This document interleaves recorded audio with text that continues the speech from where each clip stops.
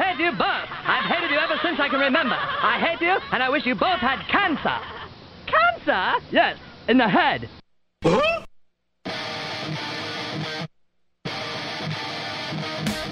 I'm as mad as hell, and I'm not going to take this anymore. Pay no attention to that man behind the curtain. Are you telling me you built a time machine out of a DeLorean? This is the Stupid Answer Show.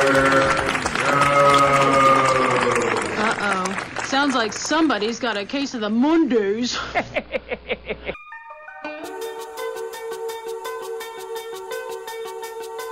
Hello there, children. Hey, kids. People seem to like me because I am polite and I'm rarely late. Don't worry, I got an idea. And now, the host of the Stupid Cancer Show, Matthew Zach. Not that there's anything wrong with that. Because he has a lot of chutzpah. All right.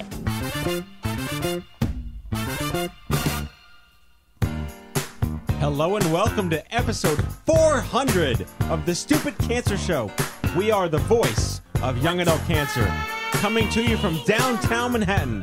I'm your host, Matthew Zachary, a proud 20-year young adult brain cancer survivor. The Stupid Cancer Show is a production of Stupid Cancer, the largest charity comprehensively addressing young adult cancer.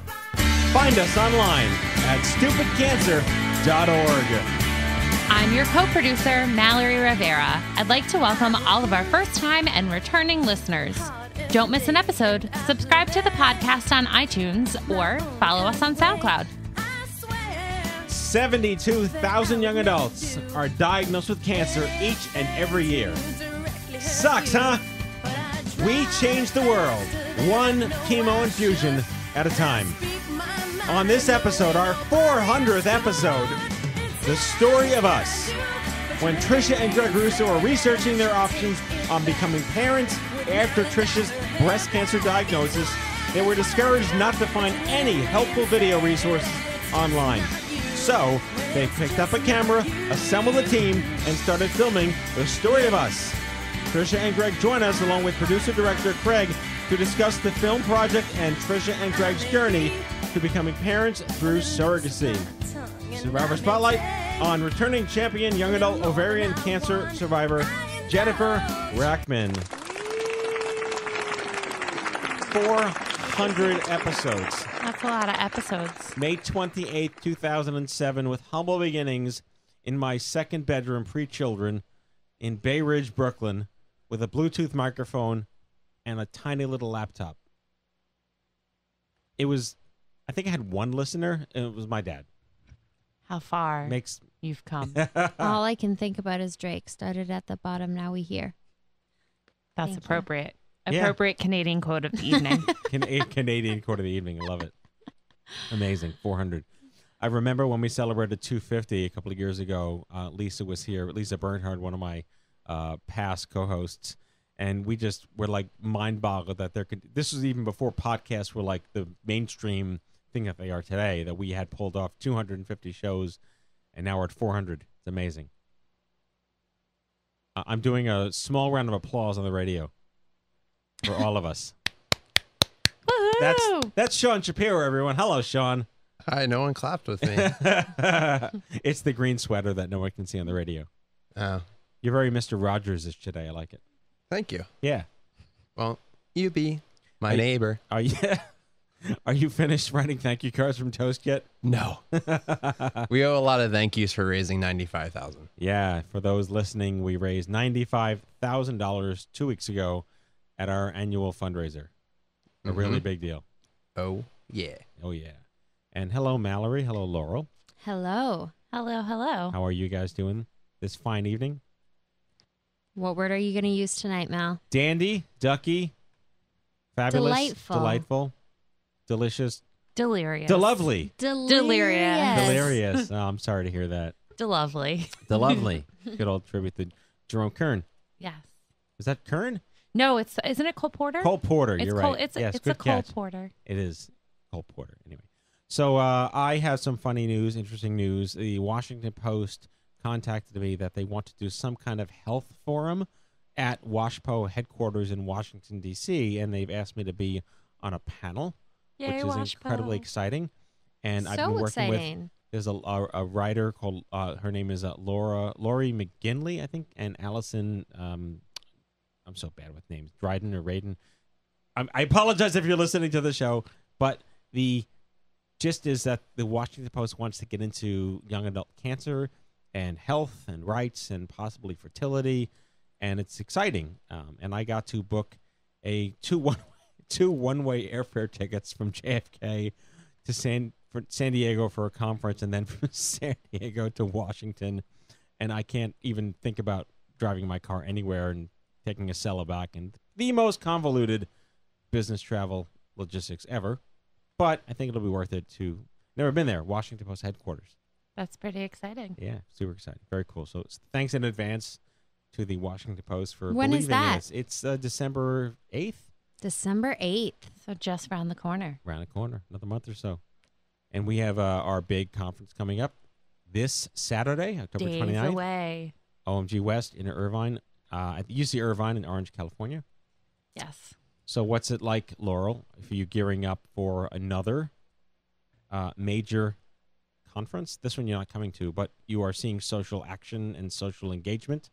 Yes, I'm very excited. I'm very excited. I think that in the lead up to these events where the community does come together, it just kind of, that community is so felt online. Everybody's tweeting about it. Everybody's kind of shares different pictures of what their, past experiences were. And it's exciting to kind of be a part of that. It's exciting to go through that and to share that and to talk to the community and for the community to be talking back to us and to be tweeting at us at Stupid Cancer and to be sharing their posts and stories on Instagram and on Facebook. It's exciting. And I'm so excited to kind of see how everything goes on this Saturday. I'm excited to have Mallory there live tweeting the event. Oh, boy. My first live tweeting experience. It's going to be great. I know it's going to be great. Yeah, right. Not the Tonys.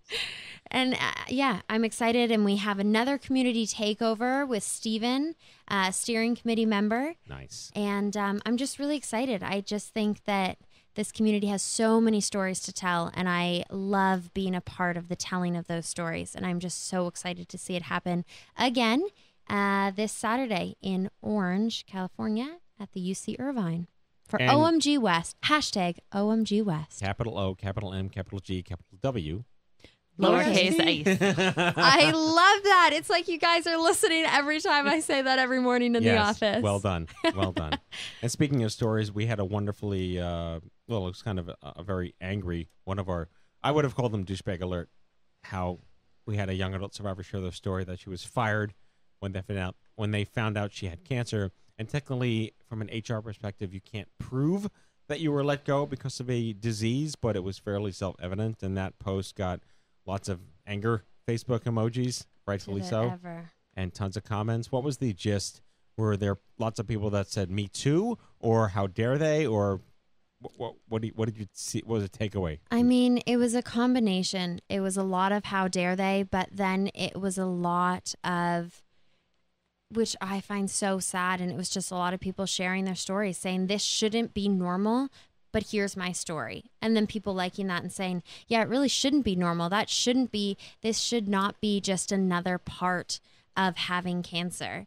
And then them sharing their story of how they lost their job as a result of either being the cancer diagnosis or being in treatment, missing work because they had to go through treatment, whatever it may be, but because of cancer, other people losing their jobs, and just everybody sharing their story about that and being angry about it, but then having their own story to share, saying like, can I say pissed? Yeah. Can I say that? I'm so pissed. Didn't I just say douchebag alert before? You could say whatever you want. Yeah, you did. Fair enough. Yeah, them saying, I'm so pissed that this happened for you, but here's my story, which I'm incredulous to that, but. Well, it goes back to how our community gives you permission to be pissed, that this is not okay, but we're part of that anger together. And what can we do to make it better for the next us? And this is a story that is so emblematic of why we focus on millennials and Gen X cancer, that this doesn't traditionally happen when you're over the age of 55. And I think so interesting too, because I think that career planning is so much a part of being in your 20s and 30s. And this woman, she was talking about how she was so excited to have this position that, you know, so much of what she did previous to this led her to this point. And I think that, you know, in your 20s and 30s, you're working so hard to get to a point in your career where you have that dream job, and to just be getting there, just grasping that or on the cusp of that dream, to have that taken away because you have cancer, and to have so many people have that same story. Yes. And here's the thing, like, have the stories always been there and we've just not known because we've never captured them? Or are these actually happening more and more often now than ever before, and we do have a mechanism to hear them all the time? That was a loaded question with no answer, but more rhetorical than anything else. Anyway, I'm so proud of our community in supporting Stupid Cancer, and 400 episodes of this podcast that you're listening to now. So thank you to our listeners, our supporters, and our community for your willingness and your courage to be angry with us. How's that? Absolutely. Well done. Hear, hear. So let's kick off the show with our Survivor Spotlight. In our Spotlight tonight, Jennifer Rachman, Outreach Coordinator at Circle Surrogacy. She's a licensed clinical social worker, a young adult cancer survivor, and a parent through surrogacy, and a returning champion to the Stupid Cancer Show. Please welcome Jen Rachman. Hello, Jen. Hi there. Welcome back to the Stupid Cancer Show. Happy to be back. It's been a while since we've had you, but your story is oh so relevant, especially since we were just discussing at the top of the show another story that we posted on social about why it's so different to be young with cancer. And it was around someone who lost their job because they had cancer and they were in their 20s. And we're talking about what makes us not better or worse than other age groups. It's just why are we different? And you are so emblematic of that story. I'd love you to take us back to the beginning as to how you found yourself mired into the club no one wanted to join. The Cancer Club. So I was 26 years old at the time and went to my routine gynecological exam. And during my exam, my doctor pressed on something and I winced. And I always, in hindsight, I always look back like, what if I hadn't winced? Would she have said something? You always like second guess how things actually came to be. In any case, I had a great doctor, and she discovered that I had some growths on some cysts on my ovaries, and I had some misdiagnoses along the way. They thought it was endometriosis. They're like, no, it's not. You know, it's nothing serious. It's probably benign. And it wasn't until they actually went in after a series of, hormone replacement and control to see if that would get things under control, did they realize that it wasn't changing and things were growing. So let's go in there and see what's happening. So I had a surgical procedure that diagnosed me at that time with ovarian cancer. It was stage 3. And thankfully, I had a great team of doctors, and they removed initially one ovary, because they were hopeful to save. A big push for me was I wanted to preserve my fertility. I was dating my now husband, but at the time we were dating, and we had just moved in together, and we wanted to have a family at some point. We wanted to have options. So I really advocated for as much as I could to try to leave myself with as many options as possible. But unfortunately, both ovaries did need to come out. They recommended a full hysterectomy. That's pretty common for ovarian cancer. However, I advocated to keep my uterus because I couldn't understand what did my uterus have to do with my ovaries. However, when the time came that my then boyfriend and I got married and were pursuing having a family and looking at our options, no one could tell me that it was safe to carry, and no one could tell me that it wasn't. So we went back and forth about, what are our options here? Do we go forward and use that uterus and put my stable body, in a different position that, who knows what that could or couldn't lead to? Or do we explore other avenues like surrogacy and egg donation or adoption? So it took us many years of grieving and sadness and anger and frustration to get to the point where we felt that we wanted to make a plan, and we decided to pursue surrogacy and egg donation as the route that would work best for us. So how old? 35. So I was 26 at diagnosis, and around 34, 35 years old, we finally felt ready to move into family building. And we signed on with Circle Surrogacy and used their services to have our boy, and who's now 4.5, which is unbelievable. And what was one of the most obviously life-altering events at that point really turned into not only a personal change, but also a career change, in the sense that I began chatting with Circle about joining them. And one of my big pushes was about advocating in the cancer community about if survivors out there needed these services and needed this support to have families, and I wanted to be able to be there to help that. So I joined the team at Circle about almost 4 years ago, and I'm very fortunate that I've turned into my life path where it's led me into my job. So I feel very fortunate and very blessed, and I get to talk to a lot of survivors. Any survivor that comes into our program kind of automatically gets pointed my way in some capacity, where we share stories and I can give them information about how this all works. So that's my story. So that's a lot to unpack. I heard a lot of things there worth diving into, the least of which is how you came to the table. You came to the conversation prepared and aware about reproduction and family planning. Do you find that a lot of women you've encountered in your advocacy time have that self-preservational instinct, or do they really depend on the doctor to bring it up? I think that there's still a lot of dependence on the doctor to initiate that conversation, but I feel like it's shifting more and more. Do I hear people advocating for themselves? Unfortunately, whenever I talk to survivors, I ask them that question because I'm curious about, how did you get here? Because often when they get to me at Circle, they have either undergone preservation or they haven't. And I'm always curious to know how that happened. And I'm proud of the ones that did take that step.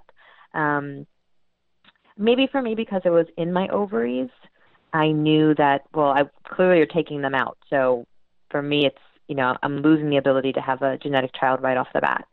So maybe it was a bit more of a forced conversation, because then it made me really think, this is cut and dry. It wasn't, would my treatment affect it or wouldn't it, or, they were taking them out. So now what? No, I understand that. And so let me ask you another question then. We're here, 10 years later in that sense. Is there a new procedure? Are there new conversations around if you have ovarian cancer? Can they do anything before the oophorectomy to harvest tissue or collect follicles? Is there anything new now that would have been better for the next you in the event that you did have to have the full hysterectomy?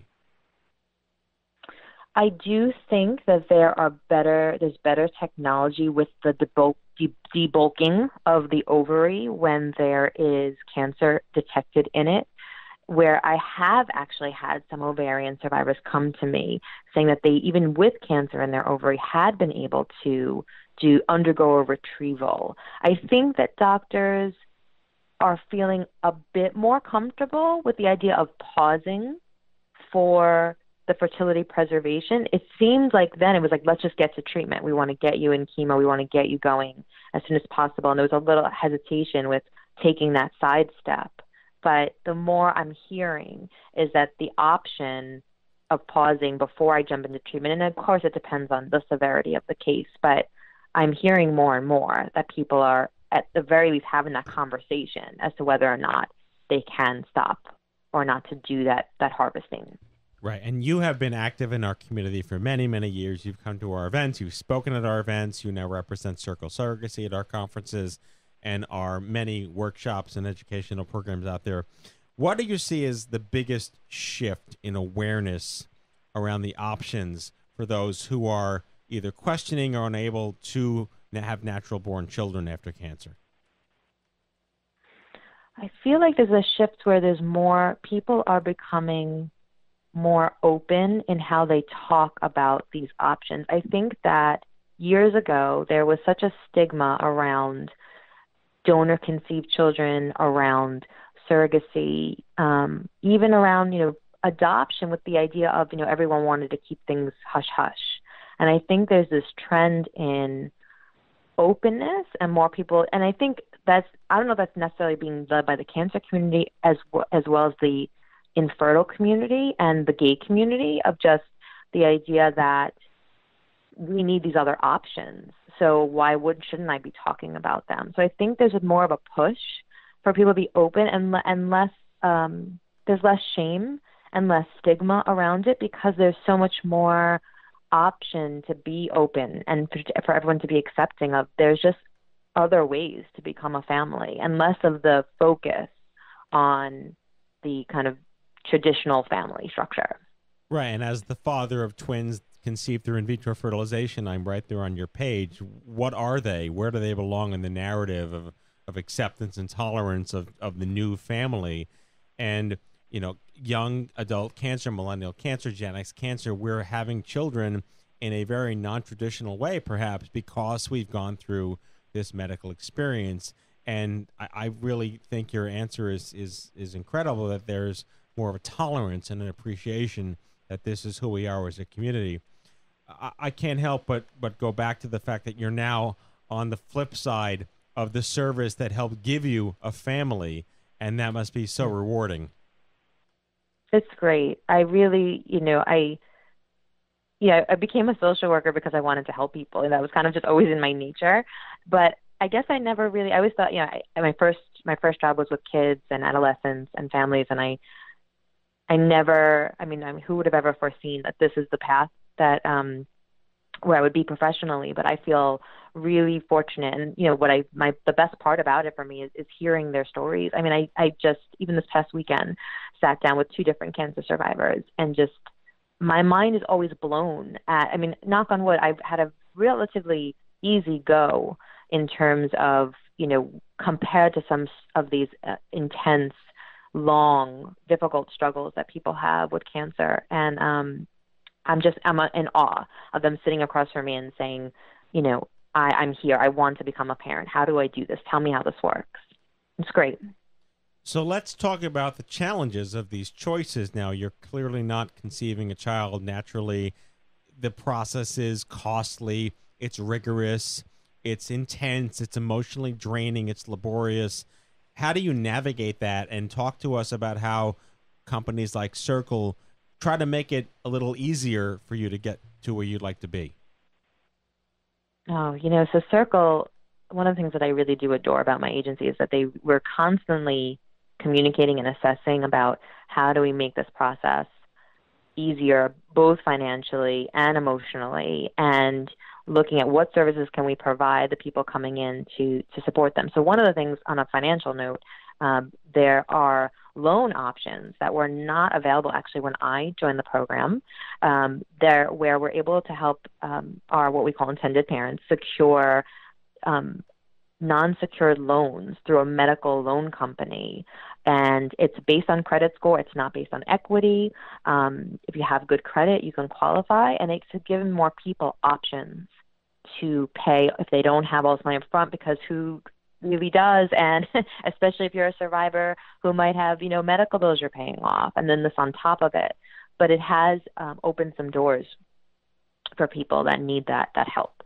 On an emotional level, we do a lot of different things at Circle, and I part of my role is on the emotional side of things to talk about where has the survivor been, where how are they coping, what are they doing now, how do they feel going into this journey, and what will it be like for them considering everything they're bringing with them into this picture.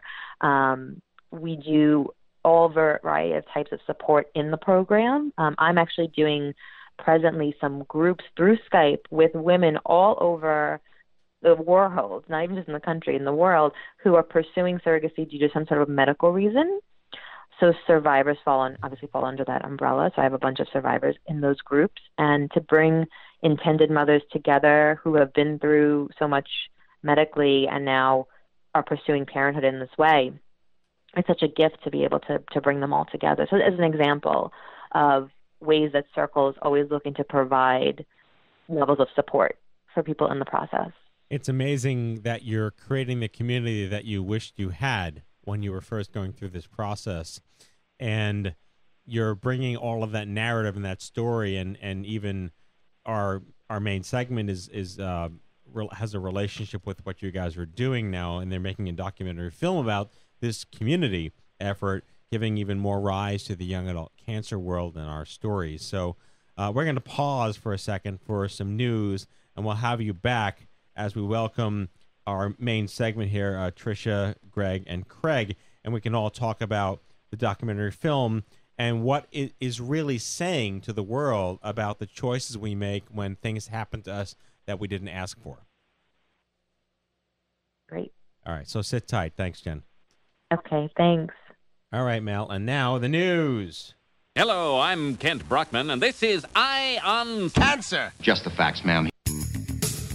Stupid Cancer does a whole lot of awesome things, and here's what's happening now.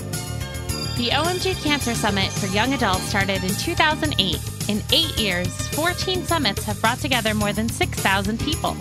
On October 29th, join the Young Adult Cancer movement in Orange, California. OMG West is all about community. Learn more at omgsummit.org. Join us for a different kind of social mixer. No pressure, no judgments, no stigma. Best of all, no sitting around in a circle sharing your feelings. Find a meetup in your area at events.stupidcancer.org or host your own. Just go to stupidcancer.org/meetup. And we have meetups happening in Louisville, Kentucky and Boston, Massachusetts. Louisville, Kentucky. Louisville, Kentucky. That's awesome. Go Kentucky. We want to see how you get busy living. Follow Stupid Cancer on Facebook, Twitter, and Instagram. And don't forget to tag us at Stupid Cancer. Join the movement. Show how you get busy living in your Stupid Cancer gear. Shop at stupidcancerstore.org. We've been doing the show for 10 years and want to hear more from you, our listeners. Tell us what you'd like to hear. Fill out our survey at stupidcancer.org/podcast survey and get 15% off in the Stupid Cancer store. And that is your Stupid Cancer News.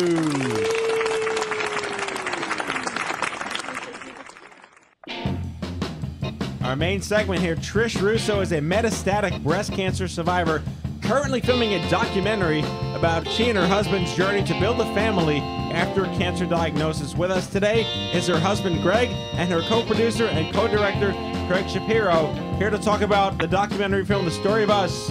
Here we go. Tricia Russo,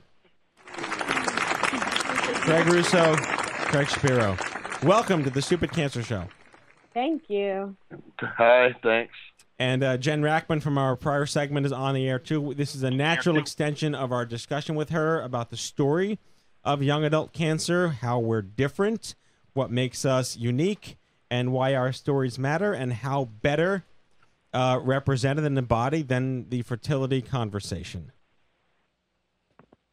Absolutely. And you know what's funny, Jen, I actually, when I saw your name pop up, I had actually attended the Circle Surrogacy webinar that you did probably 2 years ago or something. Did you really? That's I amazing. did. Yeah, so you were one of my first entry points into learning about surrogacy as well. I love that. I'm so glad. So we really did get the band back together. Yeah. Yeah, I was saying, when I saw your name pop up, I said, oh, I did see that video. I'm like, that's amazing. That's amazing. I love it. So, Trish, let's get started with your story. We always ask people to begin with what life was like before the shit hit the fan. And, you know, this is a really important narrative to tell. Yeah, so before the shit hit the fan, my husband Greg and I were living in Los Angeles, and I was working in the development division at Walt Disney Motion Pictures, just trucking along, reading scripts, moving up the proverbial ladder to be an executive in the film business. And then I discovered a lump in my breast. And I went to see my GP, who thought it was just a cyst from birth control. He said to track any changes, but basically asked, how old am I? And is there any family history of breast cancer? And since there's no cancer in my family, and I was 30 years old at the time, they kind of sent me on my merry way. And in the meantime, I had gotten a second opinion at my gynecologist, who did the same exact kind of routine and said the same thing. And then the third time I went in, which was about 6 months after the first time, it was that much bigger, and I started to feel a pain under my armpit. And so they rushed me to get a mammogram, the ultrasound and the biopsy. And in about 3 days, I was diagnosed with breast cancer. Fun in a bun. Oh, yeah. Oh, yeah. And it didn't end there. It went on and on. It went on and on. We went right into treatment. We did kind of consult a fertility specialist before starting the treatment, because the treatment would be rather aggressive. It started with chemotherapy. It was going to start with chemotherapy and a single mastectomy and radiation. But we did take a session to sit down with a fertility specialist who basically told us that we didn't really have time to get off birth control and try to preserve any eggs. And so we went right into treatment, keeping our fingers crossed that after a year or two of tamoxifen that I would be able to get off the medication, and then we would be able to have a family. But of course, the fun continued from there, because about a year after treatment is when it had spread or metastasized to my brain. Brains are overrated. Yeah. Trust me. Yeah. I've been there. Yeah. So. Exactly. Right. You don't need that brain. Yeah. But had brain surgery followed by partial brain radiation, and then sat tight for another year, and just got scanned regularly, and fingers crossed was good for a whole year, until I was actually going to start doing IVF myself. And right before that I was going to start that process, I went in for one of my typical brain scans, and it turned out not to be very typical. And they said there was another recurrence, and I had gamma knife surgery. So really high dose radiation in one session, but that tabled our plans to try IVF myself. Where were you initially diagnosed before NYU? We were living in Los Angeles. So my first diagnosis, I got treatment at the Disney Family Cancer Center. So literally my cancer center was right across the street from my office. So I would go to work and just walk across the street to get treatment, and then walk right back across the street to keep working. I really tried to put my head down and try to maintain as much normalcy as possible in my life at that time. So the happiest place on earth had a oxymoron connotation to it. Absolutely, except that, I was very, very lucky. I know I've heard from all, different cancer survivors that have different work experiences. And Disney was a very magical place to go through something like that. It was very much a family-oriented environment. My coworkers were very supportive of me. I got promoted within that year of treatment, actually. But at the end of the year, just a lot had changed in my life because of the treatment, and I decided to leave that world. So I had quit my job, and I actually moved to New York and had a bi-coastal life for about a year and a half, and then ultimately moved back to Los Angeles full time. So I was talking with Jen, and we always ask this of our guests who've gone through the fertility conversation, about who brings that conversation to the table.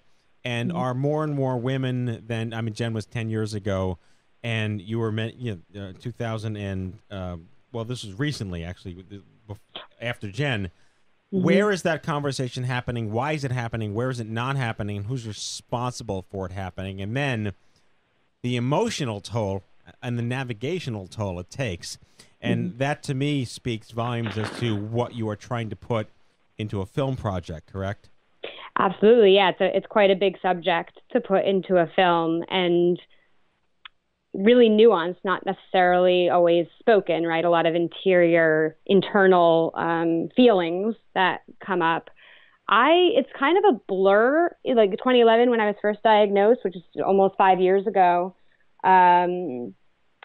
it's kind of a blur who brought the subject up first. I think that I asked, or my mother was in the room with me as well, and she, had wanted to be a grandma for a long time. So she was definitely in on that conversation from the beginning as well. My oncologist was very supportive of having the conversation, but they very much were kind of pushing that, especially since I had estrogen positive breast cancer, to not do the preservation before going about treatment, and that they felt fairly confident that after being on medication they wanted 5 years, of course. I started talking to women who were getting off their medication around year 2 and having a family, so I felt like I could be one of them. And of course now there's studies and research that shows that they want you to be on tamoxifen for about 10 years before of treatments, which for me at the age of 30 being diagnosed, that pretty much takes up this my window of reproductive capability. So especially once you have chemo, because that, as we know, it can impact your fertility and your eggs. So my husband and I never really had a window of time where we tried to have a child ourselves, because I was always on the medication and could not try to have a child ourselves. So this really surrogacy, especially once I metastasized, became the only option for us. And then it was whether or not it was going to be my eggs or an egg donor's eggs. But it's interesting because actually who linked me up with you, Matthew, was Catherine Benedict, who is a researcher who's studying cancer and infertility and how women perceive, being told about their fertility options. And you do hear a lot of women reporting that they didn't really know the impact that their treatment would have on their fertility, and if only they had that choice or could have had that conversation. But it's interesting to kind of, I don't know how to gauge, is it the reality that they're not told, or is it also such a blur when you're first diagnosed and there's so many other things to consider, like what am I going to do to try to keep myself alive? That, it's easy to kind of forget that part of the conversation. Right, and Dr. Benedict's study talked about that 87% of women reported not being informed, but what does informed really mean? I want to go to Greg, because too often the caregiver doesn't get enough credit for credit's due. Dude, bravo, A, for sticking with it, but B, being such a partner in making sure that this is all coming together. I'm going to just say, the spouse, it's hard to have the caregiver in the spotlight, but it's so important that you're recognized as a real team player. And I was hoping you would just briefly share, before I want to get Craig on because we want to talk about the project, what was it like for you as a spouse to watch your wife go through this, and how did you manage to get by and make it work for both of you? Yeah, no, it's an absolutely devastating thing to go through. I think I always thought of it as a diagnosis to a patient, as a diagnosis to the partner as well. You go through, while you're not physically there receiving the treatment, you're there through all the emotional ups and downs and through all that turmoil and having to make those incredibly difficult decisions. So yeah, we were a young couple and 30 years old, and things were looking good, and all friends around us were all starting to have children, and all of a sudden, that got put aside, to put it mildly. It was a devastating thing to have to go through. I think a lot of times when you're dealing with a cancer diagnosis and the initial treatment, you don't think about fertility and you don't think about what the impact will be. So it almost came as an aftershock, to the initial earthquake, which is not only are you going to have to battle this unforgiving, horrible disease, but you're not going to be able to have children in a traditional way, or you're going to have to explore other options that are going to be difficult, and it was really tough. So, to put it mildly, I don't know. You go back to the vows you take when you marry someone, and for sickness and in health, and you love that person and you stand by them no matter what. And if we were going to have children, I was going to figure out and explore whatever avenue we could to reach that goal. Yeah. And Craig, you have a very impressive resume to your LinkedIn profile, if I may be so blunt. You produced stuff for ESPN, VH1, HBO, and you've taken on this incredible challenge and opportunity here. Talk about how you came to the relationship with Tricia and Greg and what this project means to you. Well, no, it's funny, when this came about, being on your show, we saw the address, and I lived just 2 blocks from you, or 3 blocks from your office. So to some degree, this whole project was sort of born in Tribeca, because Tricia and I were in the same office when she finished college, and I had just started, a very rudimentary production company, and I shared office space with her boss, who was a filmmaker. So we all were right downtown New York. Trish went on to grad school, married Greg, and moved to LA, and we were just all in touch. So, when she was diagnosed with cancer, she sort of went off the grid, and we would see these Facebook posts and things, and it was like all terribly troubling. I mean, to be honest. And I remember actually riding my bicycle to the hospital after her brain surgery. I'd had to call 3 or 4 different people to find out where she was. It was very intense. And like she said, a year after brain surgery, she contacted me and said, "Hey, I'm trying to, start a family, and I can't quite do it the traditional way. And I don't know, but I think we should be filming this." And I just was like, yeah, let's go. Let's do it. And that was 3 years ago. I've lived now in 4 different apartments.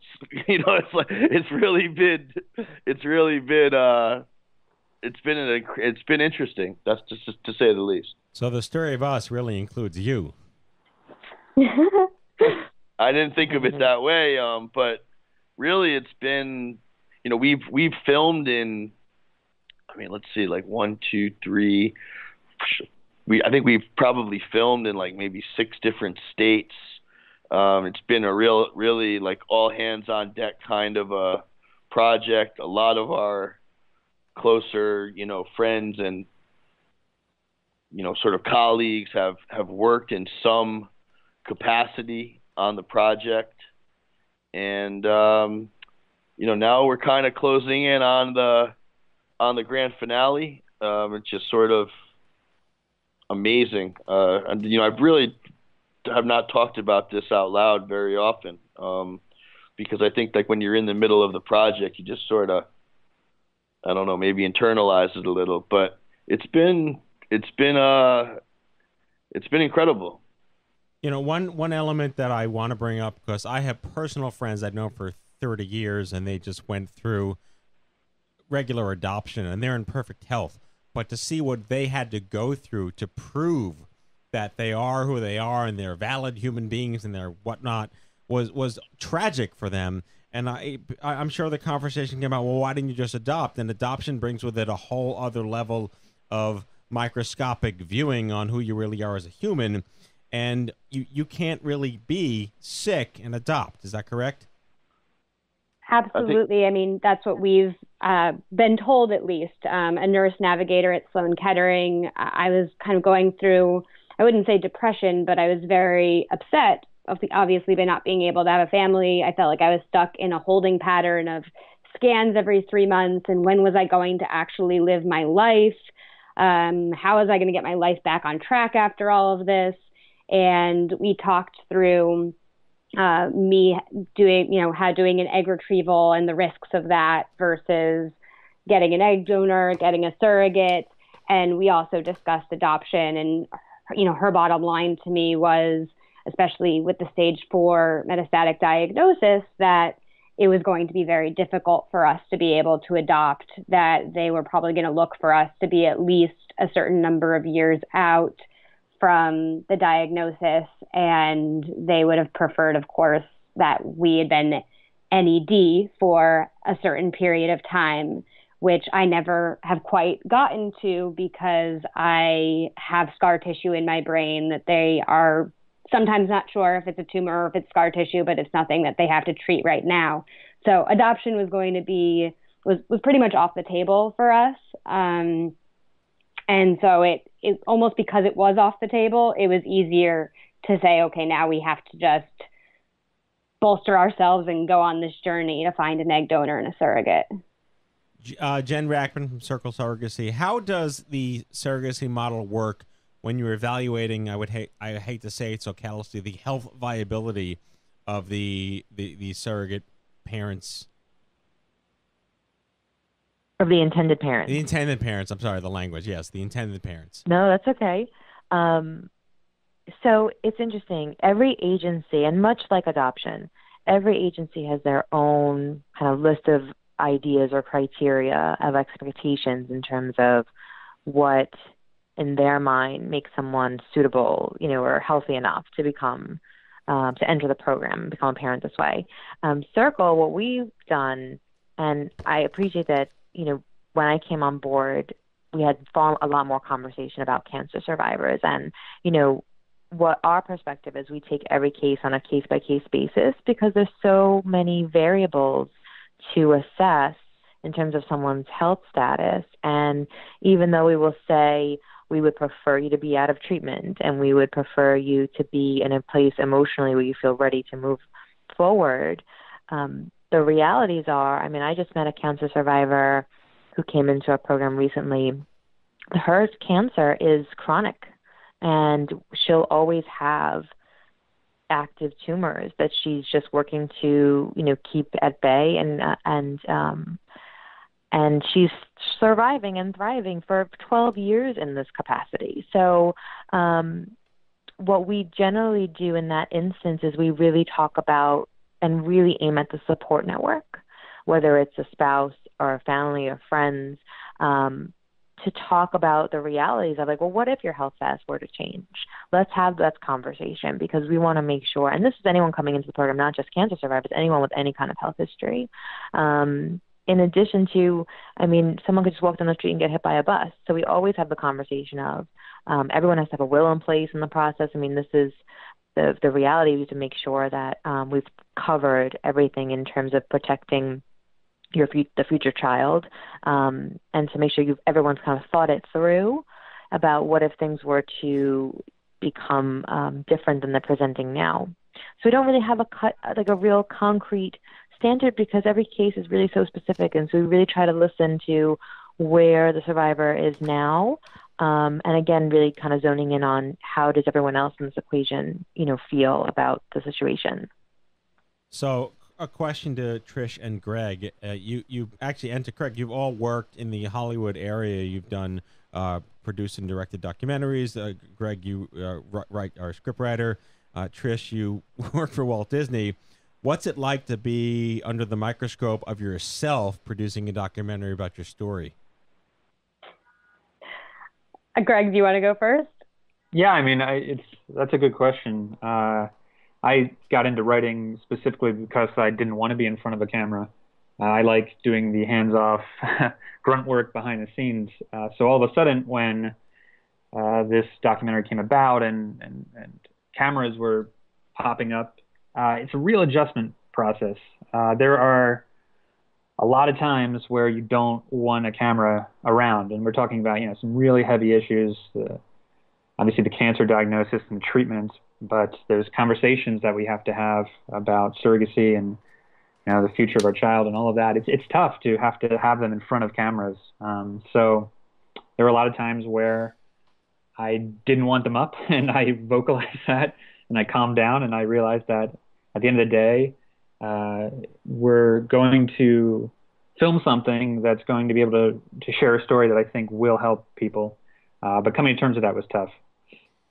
So, Craig, in terms of clearly the mandate of bringing tissues to any screening when this film debuts, what are the big takeaways that you'd like the audiences to learn, and what sort of calls to action are you hoping are taken from the viewing audiences? You know, I've been thinking about this question all day. I think the one great takeaway of it all, I think there's a lot of lessons throughout it. But to me, the one great takeaway is Trish could have, and Greg, but Trish really in particular, I mean, she could have quit. She could have stopped all of this. I mean, for 3 years, so many adverse moments, so many different times. You know, I don't want to give away the whole film, but I mean, this is it's truly an emotional journey. She could have quit on herself. She could have quit on trying to start this family. And she just kept going. And I think that the great takeaway for this film is to never give up. I think that's it. Well, spoiler alert, you're looking forward to bringing home baby boy Grayson Matthew their Thanksgiving. So clearly a very happy ending. A quick note on some of the more uncomfortable conversations that happen in our community. Have you ever gotten, or have you received any, I won't say hate, but I would say in the sense, how dare you want to bring a child into this world when you're sick? Because we've seen that happen too many times in our community over the years. Yeah, I wouldn't say that I've had a friend who received a lot of hate when she was exploring an egg retrieval, and she's a metastatic survivor as well.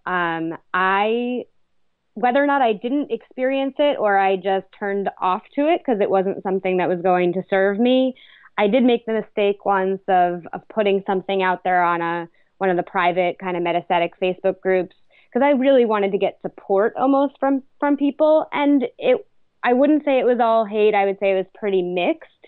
Some people, why would you do that? We're all going to die. And, other people saying, I feel exactly like you. It's all I want to do is have a family, and I don't know how to do that. Nobody really came forward and said, I've done what you're about to do, and here's how I did it and how I felt about it, and just was able to share their experience.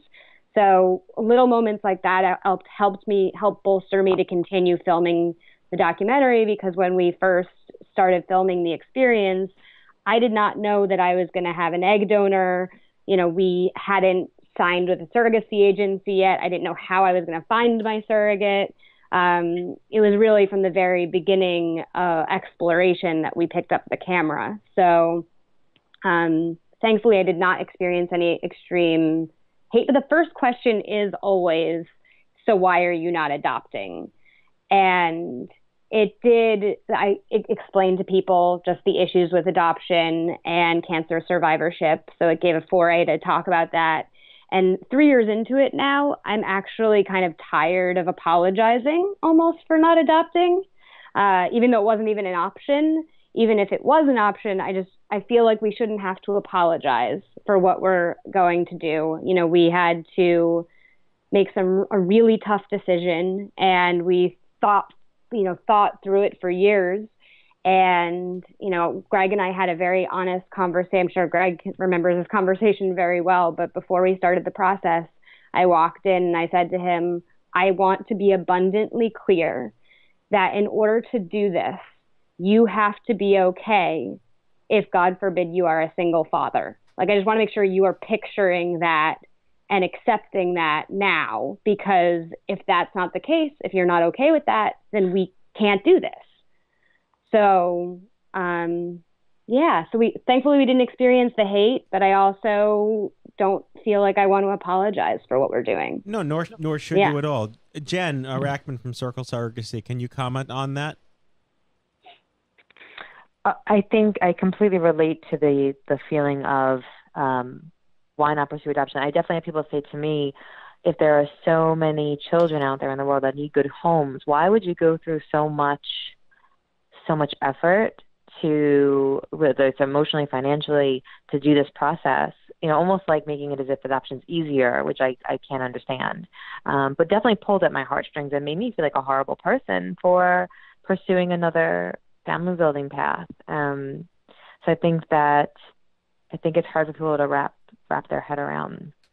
I mean, here at Stupid Cancer, here at Stupid Cancer, our larger narrative is the right to parenthood, and that cancer shouldn't take that away from you under any circumstances. It is your civil liberty to choose to be a mom or a dad one day, and the fact that it has to cost you an arm and a leg to go through this crazy process for something that you didn't ask to happen to you is a story worth telling. So the film was the story of us. Craig, where can we learn more about the project, and how can people get involved? I think the majority of all the info is at cyangray.org.